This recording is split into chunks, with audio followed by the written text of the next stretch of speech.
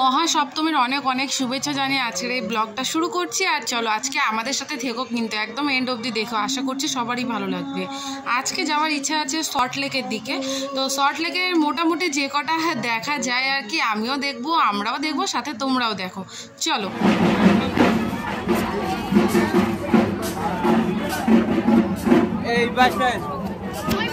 চলো ঢোক, কি সুন্দর করেছে না?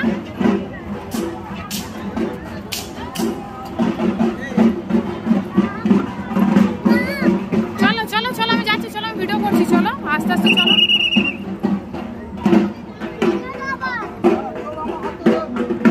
বাবার হাত ছাড়বে না, এখানটা দাঁড়িয়েও ফটো তুলো।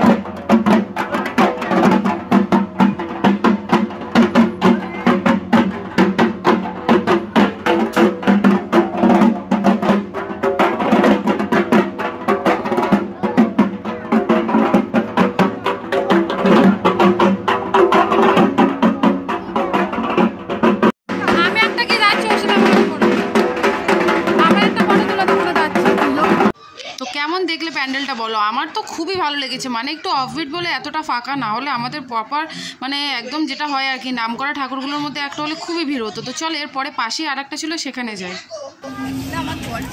ওয়াও কি সুন্দর!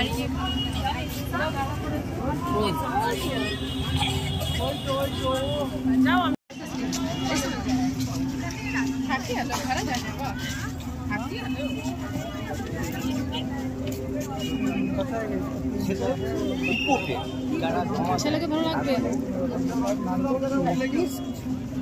উঠে উঠে চলো।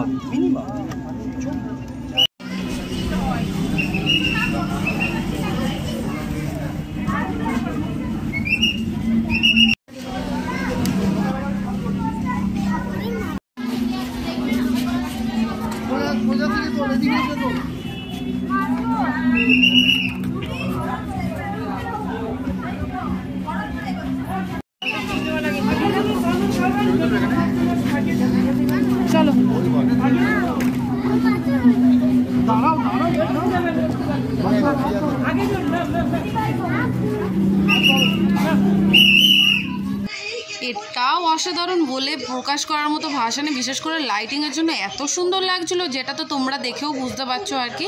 তো ফাইনালি সল্ট লেকের এই দুটো ঠাকুর দেখার পর যেটা মেন অ্যাট্রাকশন ছিল এইবারের মানে এই 2023-এর পুজোর বিজে ব্লক, মানে যেখানে আদিযোগী করেছিল, তো সেটা তো আমরা মিস করলে চলবে না। তো সেটা আমি তোমাদের দাদাকে মানে অতনুকে আগে থেকেই বলেছি যে সেটা দেখতে নিয়ে চলো। তো যতই ভিড় হোক না কেন সেটা দেখবো, সাথে থেকেও দেখতে থাকো।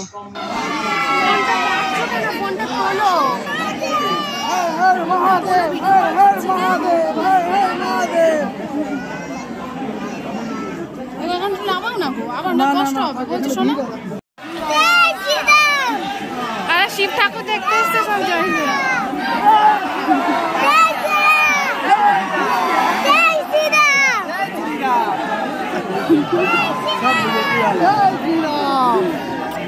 প্রায় আধ ঘন্টা লাইন দেওয়ার পর ফাইনালি একদম কাছাকাছি চলে এসেছি। এবার জাস্ট ভেতরে ঢুকবো আর মহাদেবকে দেখবো। তো বলো হর হর মহাদেব।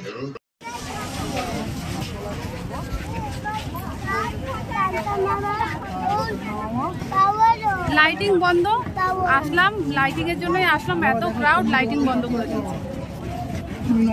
খুব সুন্দর, খুব সুন্দর।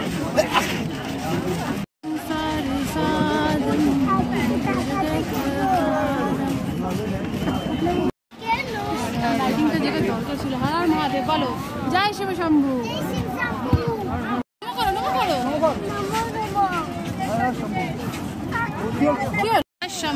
সুন্দর করেছে বল, লাইটিং ওই যে সাইডে লাইট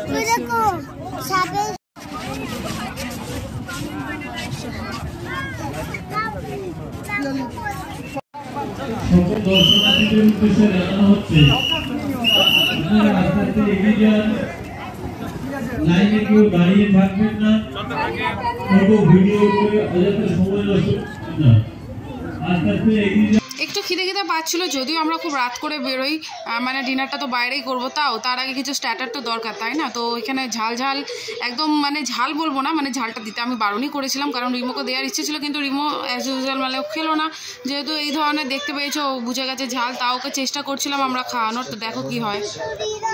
ওকে একটা বাইট দিয়ে দেখো, একটা পাপড়ি খায় নাকি, দেখ এটা ঝাল নেই, খাক, ভালো খেতে, দেখ মিষ্টি মিষ্টি মিষ্টি।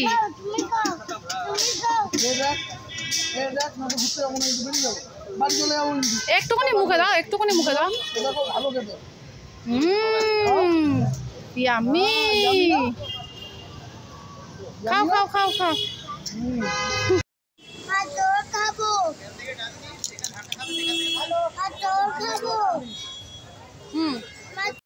ও যেহেতু তোমার পাপড়ি চাট খেলো না, আর বাইরের কিছু কিছু জিনিসও খেতে পারে, যেমন এই যে মার্গারিটা পিৎজা, এটা কোনো রকমের স্পাইস থাকে না, কিছু থাকে না, এটা খেতে পারে। একটা রোল যদি করে মানে দিই ওকে ঝাল ছাড়া, সেটা খায়। মোমোটা হচ্ছে সামনে খুব মানে কি বলতো, যেখানে একদম ঝাল ছাড়া মোমো সেটা। তো এই কিছু খাবারের বাইরে গিয়েও তো আর কিছু খেতে পারে না, তো আজকে খুব জেদ করছিল পিৎজা খাবে, তো ওই জন্য ওর জন্য একটা পিৎজা নিয়ে এবার আমরা বসে পড়েছি। একটা বলতে পারো রেস্টুরেন্ট বলতে পারো, বা কি বলবো, একটা খাওয়ার স্টল বলতে পারো, বা সুন্দর করে সাজানো। তো এখানে দেখো আমরা এই বাফেটটা অর্ডার করেছিলাম, তো খুবই মানে ভ্যালুয়েবল বাফেট আর কি, মানে তিনজন গেলে আরামসে তিনজনের পেট ভরে যাবে। 550 টাকা দাম নিয়েছিল। আর লোকেশনটা হচ্ছে তোমার হচ্ছে আম্বুজা, অজয়নগরের কাছে গিয়ে আম্বুজার একদম তোমার পাশে, মানে আম্বুজায় তোমার যে মলটা আর কি, উন্নয়ন না কি আমার ঠিক মনে পড়ছে না, কমপ্লেক্সটার গায়ে রয়েছে, তোমরা গেলেই ওখানে বুঝতে পারবে বাড়ির লোকেশন, মানে ডেকোরেশনটা দেখে একদম মানে রাস্তার পাশেই রয়েছে, খুব সুন্দর। কারণ আমি কি বলতো, যে মানে ফুড স্টলটা যে নামটা ক্যাপচার করবো সেটাই একদম মাথা থেকে বেরিয়ে গেছে। তো এই বাফেটটার মধ্যে কী কী ছিল সেটাও একবার তোমাদেরকে দেখাবো, আর কত দাম নিয়েছে সেটা তো অলরেডি বলে দিয়েছি। যদি কেউ ট্রাই করতে চাও অবভিয়াসলি চলে যাও, তাড়াতাড়ি চলে যাও, কারণ তিনজনের জন্য পেট ভরে, মানে একটা খাবার যদি তুমি আলাদাভাবে ধরো একটা fried rice chilli chicken order করতে গেলে কোয়ান্টিটিও কম থাকে, দামটাও প্রায় এর কাছাকাছি চলে যায়, তার থেকে তুমি যদি এই একটা বাফেট অর্ডার করো না, তোমার মানে কি বলো তো, পয়সা উসুল আর কি। দেখো এখানে যেটা প্রথমে নিয়ে নিচ্ছে, এটা ফিশ টিক্কা ছিল, চিকেন রেশমি কাবাব ছিল, স্টার্টারের জন্য দিয়েছিল। তারপরে তোমার ছিল হচ্ছে বাটার নান, মানে 3 পিস না 4 পিস ছিল, আমার ঠিক মনে পড়ছে না, কারণ আমি 1 পিস খেয়েছিলাম, বাকিগুলো অতনু খেয়েছিল, তাই মনে করতে পারছি না। তো নান ছিল, সামনে দেখতে পাচ্ছ চিকেন ছিল, ওটা হচ্ছে চিকেন চাপ, এই যেটা আমার সামনে চিকেন চাপ ছিল। আর বিরিয়ানি তো দেখতেই পেয়েছো, বিরিয়ানি ছিল, এই যে গোলাপজাম দেখতে পাচ্ছ, গোলাপজাম ছিল 2টো, সঙ্গে আরও ছিল সালাড ছিল, রায়তা ছিল, কোল্ড ড্রিঙ্কস ছিল। তো আমাকে দিয়েছিল লিমকা যতটা সম্ভব, বা 7 আপ হবে, আমার ঠিক মনে পড়ছে না, আর এটা হচ্ছে পেপসি বা কোক কিছু একটা হবে। তো অসাধারণ, মানে এত কিছু তোমরা ভাবতে পারছো 550 টাকায়, মাত্র 550 টাকায়, তো যেটা মানে ভাবাই যায় না। একটা ফ্রাইড রাইসের মানে একটা কোয়ান্টিটি তো জানো, 1 প্লেট কোয়ান্টিটি কতটা হয়, আর একটা চিলি চিকেন নিলেই প্রায় 400-450 টাকার উপরে বিল হয়ে যায়। তো তার তুলনায় তো এটা খুবই ভালো, মানে আম্বুজার কাছে গেলেই তোমরা এই দোকানটা পেয়ে যাবে। যদি কেউ যেতে চাও অবভিয়াসলি যেও, অবশ্যই অবভিয়াসলি করে যাচ্ছি, অবশ্যই যেও।